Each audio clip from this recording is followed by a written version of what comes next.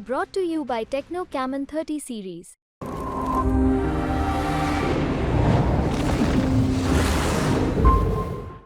लोकसभा चुनाव खत्म हो गया। अब आपको इंतजार इस बात का है कि चुनाव परिणाम क्या होते हैं और बिहार की 40 सीटों में से किस पार्टी के खाते में कौन सी सीट जा रही।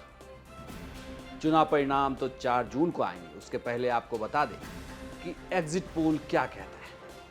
औरंगाबाद लोकसभा सीट ऐतिहासिक सीट है। औरंगाबाद की सीट, इस सीट से बीजेपी के सुशील कुमार सिंह उम्मीदवार, तो वहीं आरजेडी ने अभय कुशवाहा को उम्मीदवार बनाया। अभय कुशवाहा आरजेडी के विधायक भी हैं। इस बार के लोकसभा चुनाव में आरजेडी ने जिस तरह से कुशवाहा उम्मीदवारों के ऊपर दांव खेला, उससे ये तो तय था कि वो कुशवाहा वोट बैंक में सेंधमारी चाहते। हालांकि बीजेपी ने प्रदेश अध्यक्ष ही नहीं बल्कि उप मुख्यमंत्री भी सम्राट चौधरी को बनाया, बल्कि इनके साथ आरएलएम के उपेंद्र कुशवाहा भी। लेकिन औरंगाबाद के क्षेत्र में चुनाव के दिन जो हमारे रिपोर्टरों की इनपुट है, उसके अनुसार कुशवाहा वोट बैंक 100% लगभग वो आरजेडी के पाले में चला गया, यानी कि बीजेपी को यहां पर बड़ा नुकसान हुआ कुशवाहा वोट बैंक से।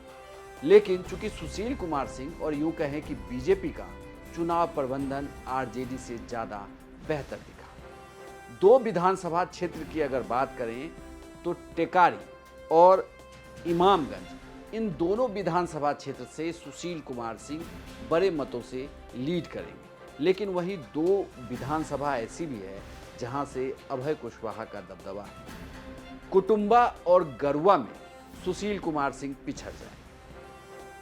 इसका मतलब कि 2 विधानसभा से जीत हार का फैसला होने वाला है। औरंगाबाद सीट की बात करें तो बीजेपी ने एक बार फिर से सुशील कुमार सिंह को उम्मीदवार बनाया, तो इन्हें लेकर थोड़ी जनता में नाराजगी थी। एक कोविड का फेज आया इसी 5 साल के दरमियान, इसकी वजह से सांसद और जनता के बीच की मुलाकात नहीं हुई। एक तरीके से कहें तो ये क्षेत्र से कटे कटे से नजर आए और इसका नुकसान चुनाव में भी भुगतना पड़ सकता है।